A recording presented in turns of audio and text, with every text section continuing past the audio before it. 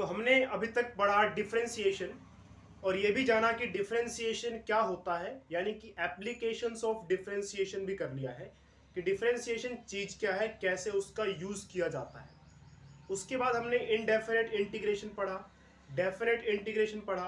अब हम बात करेंगे एप्लीकेशंस ऑफ इंटीग्रेशन, यानी कि जो इंटीग्रेशन हम करते आ रहे हैं अब से वो काम क्या आता है। मैथमेटिक्स में देखिए आपको बहुत सारे डाउट्स रहते हैं कि हम जो पढ़ रहे हैं वो काम कैसे आ रहा है। तो इसी तरह से आपका जो ये सिलेबस है मैथमेटिक्स का, ये एक तरह से अप्लाइड मैथमेटिक्स है। और अप्लाइड मैथमेटिक्स का मतलब ये है कि आपको यहाँ पे प्रैक्टिकली भी बताया जाता है कि ये मैथमेटिक्स में जो आप पढ़ रहे हैं ये काम कहाँ और किस तरह से आता है। तो हमारा नया चैप्टर एप्लीकेशंस ऑफ इंटीग्रेशन, और एप्लीकेशंस ऑफ इंटीग्रेशन नाम से पता लग रहा है कि इंटीग्रेशन जो हमने पढ़ा है वो किस तरह से अप्लाई होता है, उसका प्रैक्टिकल मीनिंग क्या है, प्रैक्टिकल यूज क्या है, वो कहाँ काम आता है, वो सब हम समझने वाले हैं इस चैप्टर में।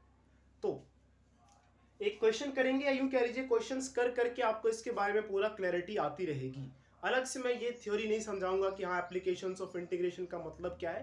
क्वेश्चंस करते करते सारी डिटेल आपको पता लगती जाएगी। हाँ, differentiation, applications of differentiation, indefinite integration, definite integration, या आपके और भी सिलेबस के जितने भी चैप्टर्स हैं वो सारे आपको डिस्क्रिप्शन बॉक्स में उन सभी चैप्टर्स का लिंक मिल जाएगा। तो एक बार डिस्क्रिप्शन बॉक्स जरूर देखें। तो देखते हैं कि जो हमने इंटीग्रेशन इतना पढ़ लिया है, इतना हमने मतलब दिमाग लगाया, और कई बार तो दिमाग लगता भी नहीं है इंटीग्रेशन में कि कैसे होगा ये सवाल। तो इंटीग्रेशन करने के बाद अब हम बात करेंगे कि कैसे उसका यूज किया जाएगा। तो देखिए हमें कहा गया है कि एरिया निकालो, एक कर्व दी हुई है y is equal to 2x और x एक्सिस, हमें एरिया निकालना है। तो सबसे पहले हम देख लेते हैं कौन सा एरिया, कहाँ का एरिया, पहले उस चीज को समझते हैं। कर्व है y is equal to 2x, so y is equal to 2x हमें गिवन है। 2x नहीं है, 2 प्लस एक्स गिवन है। So y is equal to 2 plus X एक कर्व गिवन है। x एक्सिस की बात की गई है, तो एक कर्व होगी, और कर्व मतलब एक लाइन भी हो सकती है, टेढ़ी मेढ़ी लाइन भी हो सकती है, या जैसे मर्जी हो सकती है, हमें नहीं पता हो तो बना के देखने पे पता चलेगा। तो हम एक काम करते हैं, x एक्सिस की बात की गई है तो x एक्सिस का मतलब x एक्सिस पर y की वैल्यू क्या होती है, 0। ये हमारा x, ये हमारा y, ये x एक्सिस है, और इस x एक्सिस पर सिर्फ x के ही पॉइंट्स रहेंगे, y तो रहने वाला नहीं है यहाँ पे, यानी कि x एक्सिस पे क्या होगा, y की वैल्यू 0। तो एक काम करते हैं, पुट कर देते हैं इस इक्वेशन में, ये इक्वेशन नंबर 1 नाम देते हैं, put y is equal to 0 in equation 1। आप चाहे तो कुछ और भी पुट कर सकते हैं, 0 की जगह आप 1 2 कुछ भी पुट कर सकते हैं। फिलहाल अभी हमें कर्व यानी कि लाइन बना के देखनी है, कर्व बना के देखनी है किस तरह की बनेगी, जैसा कि आप 10th क्लास या 9th क्लास में ग्राफ बनाते थे, कुछ वैसा है। तो y की वैल्यू 0 भरिए, तो y की वैल्यू मैंने 0 भर दी। यहां पर y की जगह पे 0 is equal to 2 plus X, इसको इधर ले जाइए, 0, ये प्लस 2 है, यहाँ कोई निशान नहीं है, मतलब 2 के सामने जब कोई निशान ना हो तो प्लस मान लो, ये प्लस का 2 यहां जाके क्या हो जाएगा, -2 इज इक्वल टू में एक्स अकेला रह जाएगा, 0 - 2 एक्स। यानी कि ये बात हुई कि जब y की वैल्यू 0 है तो x की वैल्यू कितनी है, -2। तो x की वैल्यू है -2, x -2 कहां मिलेगा, ये 0 हो गया, ये x की वैल्यू -1 और ये -2। तो ये एक पॉइंट मिल गया हमें। इस पॉइंट पर जैसा कि आप देख पा रहे हैं, इस पॉइंट पर x की वैल्यू कितनी है, -2। सो x की वैल्यू है -2 और y है 0। ये एक काम करते हैं, एक और पॉइंट निकालते हैं, क्योंकि आपको 2 पॉइंट चाहिए होंगे ग्राफ बनाने के लिए, कम से कम 2 पॉइंट। 2 से ज्यादा निकाल लेंगे तो अच्छी बात है, लेकिन 2 तो कम से कम चाहिए। अब हम क्या करते हैं, पुट करते हैं कुछ और। इस बार y is equal to 2 plus X जो हमारी कर्व है, इसमें हम पुट कर देते हैं x को 0, put x is equal to 0, यही हमारी इक्वेशन थी 1। इसमें x की वैल्यू इस बार हम 0 भर रहे हैं। 0 क्यों, ताकि हमें ज्यादा प्लस माइनस ना करना पड़े, आसानी से हमारा काम हो जाए। आप भरने को कुछ भी भर सकते हैं। तो y इज इक्वल टू क्या आ जाएगा, 2 आ जाएगा। तो जब हमने x की वैल्यू 0 भरी तो y की वैल्यू कितनी आ गई 2। तो देखिए यहां पे y 1 और यहां पे मान लेते हैं y कितना है 2। x 0 है, y 2 है, y 2 है ये रहा, और इस y एक्सिस पे x तो 0 है ही है। तो ये कौन सा पॉइंट है? ये पॉइंट है x0 y2। चलिए इसको साइड में लिख देते हैं। तो ये पॉइंट है x0 और y कितना है 2। और ये जो पॉइंट है हमारा कैसा है? ये पॉइंट है -2, x की वैल्यू -2 और y की वैल्यू तो यहाँ पे है ही नहीं, क्योंकि x एक्सिस पर y 0 होगा। ऐसे ही y एक्सिस पर आपको x की वैल्यू 0 मिलेगी। और ये आपको पता होगा कि पहले हम x की वैल्यू लिखते हैं और फिर y की वैल्यू, पहले x की वैल्यू फिर y की वैल्यू। तो हमने जो इक्वेशन हमें दी थी y = 2 + x, इसका ग्राफ बनाना है पहले। तो ये देखिए कुछ ऐसा ग्राफ बनेगा। तो जो हमारी कर्व थी y = 2 + x पता लग गया हमें, ये रही वो कर्व y = 2 + x। कर्व जो है वो ये जा रही है, जाती रहेगी, जाने दीजिए। तो हमें कहा गया था कि एरिया निकालो कर्व y = 2 + x और x एक्सिस के बीच में। तो y = 2 + x का जो कर्व है वो तो ये रहा, और x एक्सिस ये रहा। तो इन दोनों के बीच का एरिया, इन दोनों के बीच का एरिया ये वाला ही तो है, ये है इन दोनों के बीच का एरिया, यही हमें निकालना है। अब हमें इंटीग्रेशन से निकालना है। वैसे हम निकाल सकते हैं, ट्राइंगल है तो half into base into height करके निकाल सकते हैं, लेकिन एप्लीकेशंस ऑफ इंटीग्रेशन चैप्टर हम पढ़ रहे हैं तो हमें इंटीग्रेशन का इस्तेमाल करके एरिया निकालना है। अब वो कैसे निकलेगा? तो अगर इंटीग्रेशन को माना जाए कि डिफरेंशिएशन का जस्ट उल्टा है, तो वो एरिया को रिप्रेजेंट करता है। तो इंटीग्रेशन क्या है? एरिया है।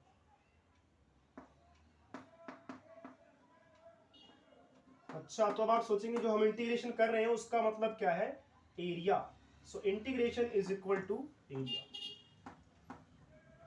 अब वो एरिया निकलता कैसे है? वो एरिया कुछ इस तरह से निकलता है, देखिए y dx, फिर ये इनडेफिनेट इंटीग्रल है, याद कीजिए, अभी लिमिट्स नहीं लगाई है, इनडेफिनेट इंटीग्रल है। इस इनडेफिनेट इंटीग्रल का मतलब होता है कि एरिया, इसका मतलब भी एरिया, ये देखिए, लेकिन इनडेफिनेट इंटीग्रल में कौन सा एरिया पता नहीं, बस चलता ही रहेगा। देखिए अभी तो हमने यहाँ शेड कर दिया ये, क्योंकि ये एरिया फिक्स हो गया है कि इस कर्व और एक्स एक्सिस में। तो ये जो एरिया है ये तो चलो इतना फिक्स कर दिया कि यही वाला एरिया। इनडेफिनेट इंटीग्रल की जब हम बात करते हैं तो होता वो भी एरिया, लेकिन वो एरिया कहां से कहां तक वो चलता ही रहेगा। देखिए ये वाला एरिया भी हो जाएगा सारा, ये वाला भी हो जाएगा, पता नहीं कहां तक चलता रहेगा ये कर्व, और वो सारा एरिया आता रहेगा इनडेफिनेट इंटीग्रेशन में। लेकिन जब मैं लिमिट्स लगा दूंगा, देखिए इसकी a से b, कुछ भी मैंने लिमिट्स मान ली अभी फिलहाल, तो ये बन गया डेफिनेट। अब ये कौन सा एरिया होगा?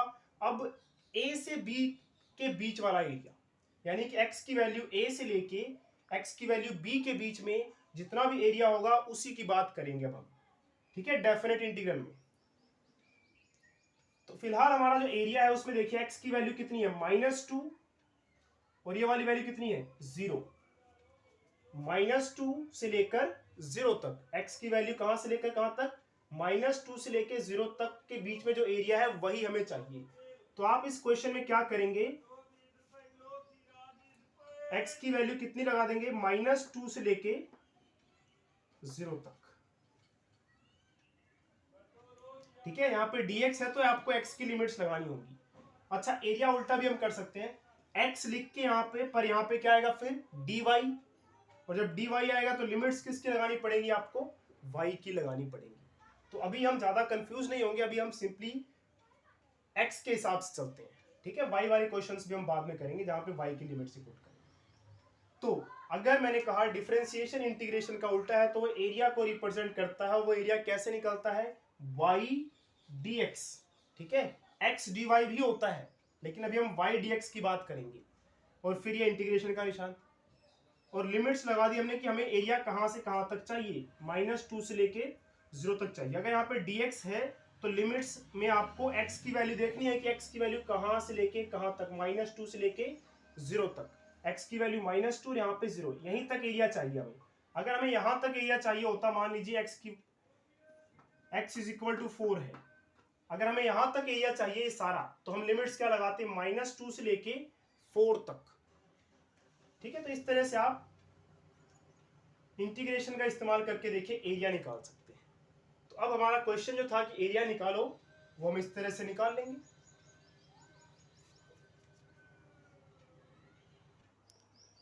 अब एक बार ये बात कर लेते हैं कि एरिया y dx क्यों और कैसे आया। तो याद कीजिए हमारा जो ग्राफ था वो कुछ इस तरह का बना। मान लीजिए किसी भी पॉइंट पर x की वैल्यू कुछ भी है, यहाँ पे ये छोटा सा मैंने dx ले लिया, ये है dx। dx मतलब बहुत छोटा सा x, यहां से लेकर यहां तक बहुत छोटा है। ये रहा dx के बीच में। अब ये क्या है, ये छोटा सा एरिया देखिए, ये है y। तो ये हो गया y।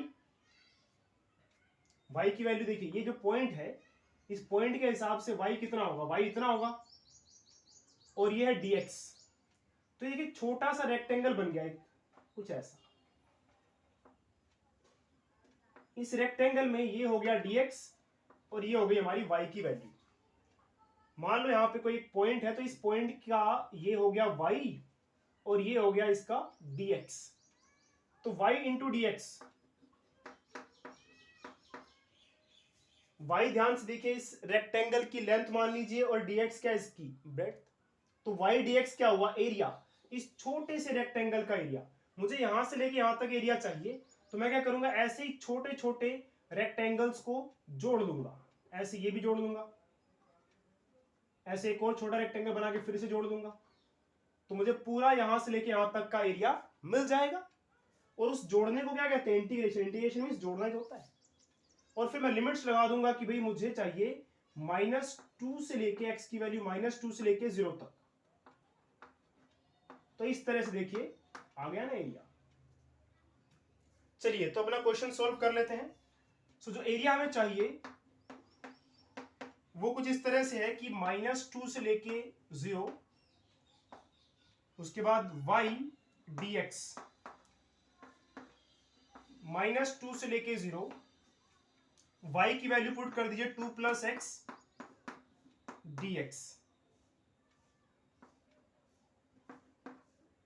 उसके बाद इसको इंटीग्रेशन कर दीजिए। 2 का इंटीग्रेशन आपको पता है 2x, और x का इंटीग्रेशन, यहां पावर 1 है तो एक पावर बढ़ जाएगी, एक का 2 हो जाएगी, और वही पावर नीचे भी आ जाएगी। तो ये हो गया इसका इंटीग्रेशन। बस इंटीग्रेशन होने के बाद आपको पता है कि लिमिट्स लगानी, और आपके पास आंसर आ जाएगा।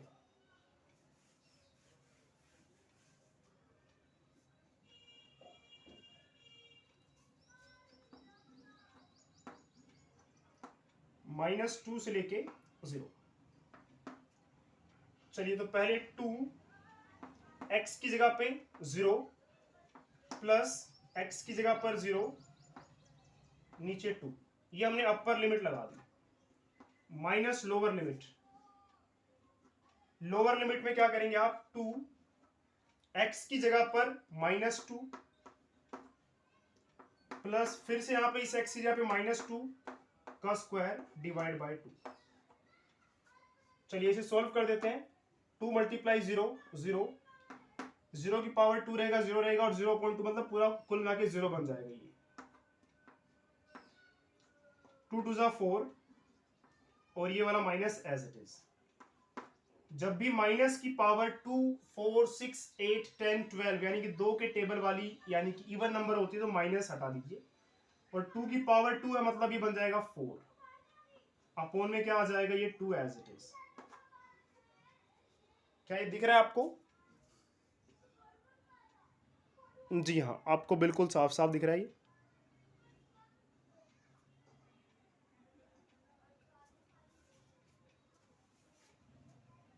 तो अब देखिए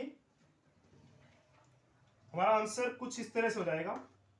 0 + 0, ये तो खैर 0 इसको लिखिए ही मत, सीधा यहां से चलते हैं हम। तो ये -4, इसको कट कर दीजिए, +2, माइनस एक के सामने माइनस, एक के सामने प्लस, तो माइनस करेंगे आप, 4 में से 2 गए 2, और निशान आएगा बड़ी वाली वैल्यू के सामने वाला यानी कि माइनस। और ये माइनस कट के क्या बन जाएगा प्लस। फाइनल आंसर क्या आ जाएगा 2 स्क्वायर यूनिट्स, क्योंकि एरिया है ना 2 स्क्वायर यूनिट्स। यहाँ पे यू लिख दीजिए या फिर यूनिट्स लिख दीजिए, मैंने यहाँ पे यू लिखा है क्योंकि यूनिट्स लिखने के लिए जगह नहीं है। तो 2 स्क्वायर यूनिट्स जो है इसका एरिया फाइनली आ जाएगा। और हाँ, जब भी एरिया निकाल लें फाइनल आंसर के पीछे स्क्वायर यूनिट्स जरूर लगाएं। अगर ये आंसर आपका नेगेटिव भी आता तो उसे आप पॉजिटिव लेके चलते, क्योंकि एरिया हमेशा पॉजिटिव होता है, इस बात का भी आपको ध्यान रखना है। तो ये था एप्लीकेशंस ऑफ इंटीग्रेशन का हमारा पहला पार्ट। आई होप आपको काफी कुछ समझ में आया होगा कि क्या होता है एप्लीकेशंस ऑफ इंटीग्रेशन, कैसे हम इंटीग्रेशन का यूज करके एरिया निकालते हैं। तो वीडियो अच्छी लगी हो तो इसे लाइक कीजिए और आगे शेयर जरूर कीजिए, और चैनल पर नए हैं तो सब्सक्राइब करना ना भूलिएगा। और बाकी के पार्ट्स भी जल्द ही आपको मिल जाएंगे और सब कुछ आपको डिस्क्रिप्शन बॉक्स में मिल जाएगा। इस चैप्टर की प्लेलिस्ट का लिंक और भी बाकी चैप्टर्स जितने भी करवा दिए गए हैं उन सभी चैप्टर्स की प्लेलिस्ट का लिंक आपको वीडियो में मिल जाएगा। चलिए तो मिलते हैं अगली वीडियो में।